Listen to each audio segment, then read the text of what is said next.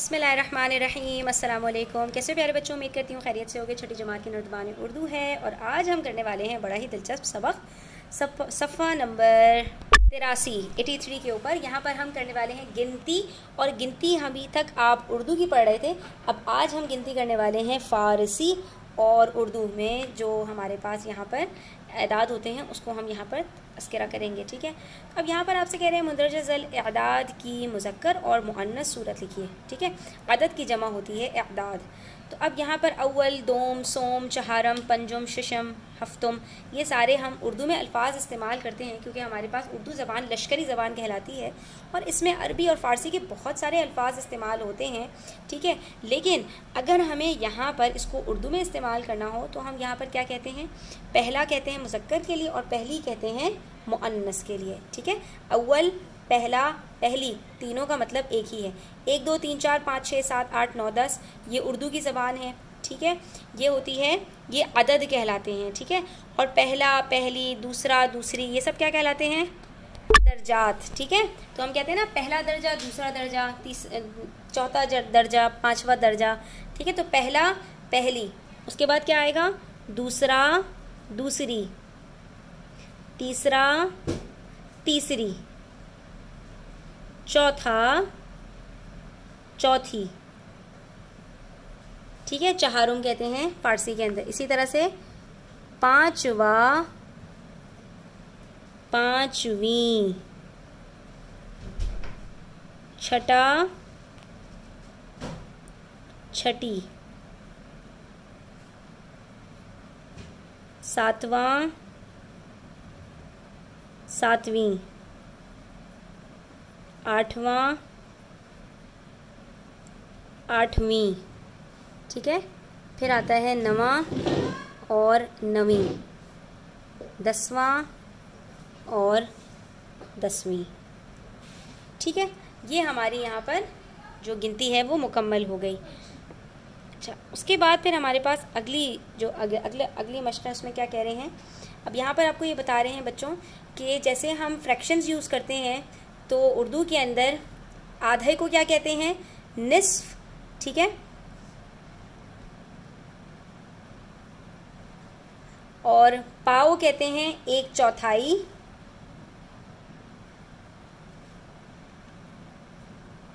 One upon 4 को 1/4 कहते हैं, पाव कहते हैं, ठीक है।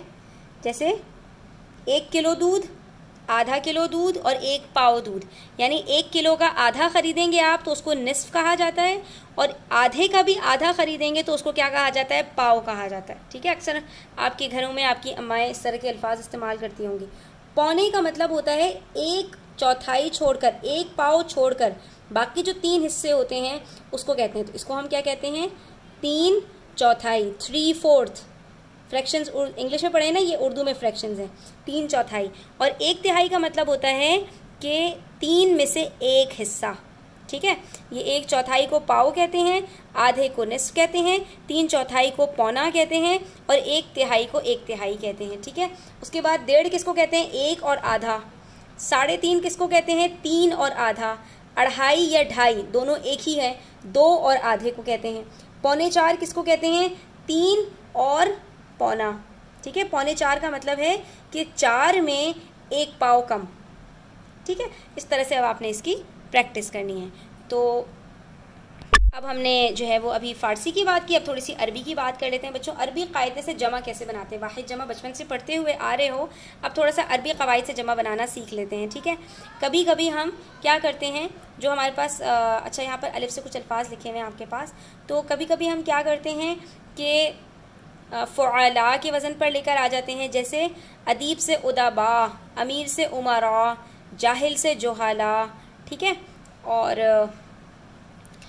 कभी कभी हम अलिफ, 2 अलिफ इस्तेमाल करते हैं, जैसे उस्ताद से असातिज़ा, अलिफ आ गया यहाँ पर, ठीक है। इसी तरह से जिस्म से अजसाम, जिन्स से अजनास, ठीक है। कभी कभी हम आखिर में अलिफ और ते लगा देते हैं, जैसे कि जज्बा से जज्बात और जवाब से जवाबात। कभी कभी हम सिर्फ वाव का इजाफा कर देते हैं, जैसे हर्फ से हुरूफ। और कभी कभी हम आखिर में अलिफ और हमज़ा लगा देते हैं, जैसे शायर से शुआरा। कभी कभी आखिर में ये और नून लगा देते हैं, अलिफ और नून हटाकर ये और नून लगा देते हैं। ठीक है, तो चलिए हम सारे ये जो हमारे पास वाहिद और जमा है इसको पढ़ लेते हैं।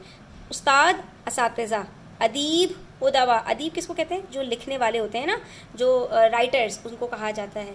अमीर, उमरा। अमर, उमूर। अमर कहते हैं काम को, उमूर बहुत सारे काम। आफत, आफात। अदब, आदाब। एहसान, एहसानात। असर, आसार, किसी भी चीज़ का असर होना या किसी चीज़ के आसार नज़र आना। आला, आलात। बुखार, बुखारात। बयान, बयानात। बरकत, बरक़ात। बाग, बागात। बेगम, बेगमात। इन सब के अंदर देखो अलिफ और ते आया है। ठीक है। तारीख़, तवारीख़। क्या होता है, अगर अलिफ के साथ आ रहा है कोई तो वहाँ पर वाव का इजाफा कर देते हैं, तवारीख़। तजुर्बा, तजुर्बात, आखिर में अलिफ और ते।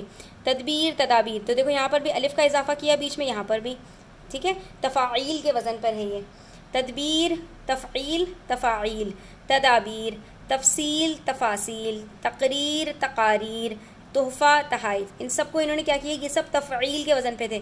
अरबी अगर जो भी जानता है थोड़ा सा तो उसको ये चीज़ बहुत अच्छे से समझ में आएगी। तफ़ईल अरबी के अंदर एक वज़न होता है सुलासी मज़ीद फ़ीह का। ठीक है, उसके अंदर हमारे पास तफ़ईल एक वज़न आता है जिसके वज़न पे ये सारे अल्फाज हैं। तदबीर, तफसील, तकरीर और तहमीद और बहुत सारे अल्फाज इस तरह के आते हैं। ठीक है, तो इनकी जब जमा बनती है तो वहाँ पर तीसरे हर्फ के जगह पर अलिफ आ जाता है। तदाबीर, तफासील, तकारीर। ठीक है, तोहफ़ा, तहाइफ।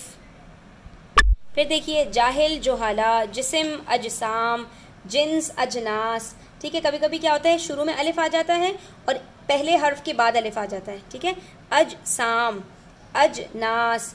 और कभी कभी सिर्फ बीच में अलिफ आता है। जौहर से जवाहिर, जुर्म से जराइम। और कभी कभी अलिफ और ते आता है। जज्बा से जज्बात, जजीरा से जजाइर, जवाब से जवाबात, हर्फ से हुरूफ, हबीब से अहबाब, हदीस से अहादीस, हाकिम से हुक्काम, हकीम से हुकामा। अच्छा, अब अरबी के अंदर जो अरबी के कवायद हैं वो उर्दू में कहीं पर भी इस्तेमाल हो जाते हैं, लेकिन अपने अल्फाज के अंदर अरबी के जो कवायद हैं वो मखसूस हैं।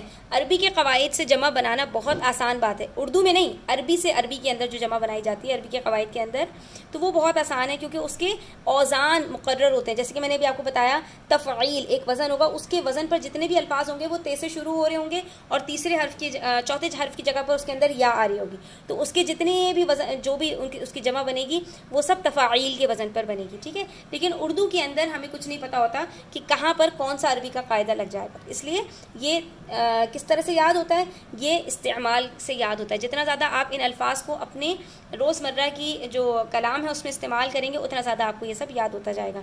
हदीस, अहदीस, हाकिम, हुक्काम, हकीम, हुकामा, हैवान, हैवानात, खातून, खवातीन, खबर, अखबार, ख़जाना, ख़ज़ाइन, दर्जा, दराजात, दौर, अदवार, दफ्तर, दफातर।